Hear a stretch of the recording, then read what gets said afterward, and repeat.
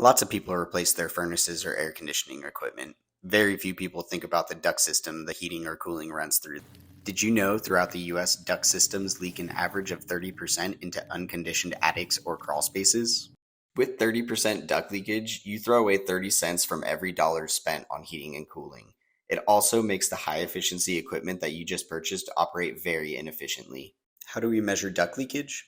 We pressurize your duct system with a simple duct blaster machine, which computes how many cubic feet per minute your system is losing. A basketball equals 1 cubic foot of air. Most systems lose 200 to 500 basketballs of air per minute.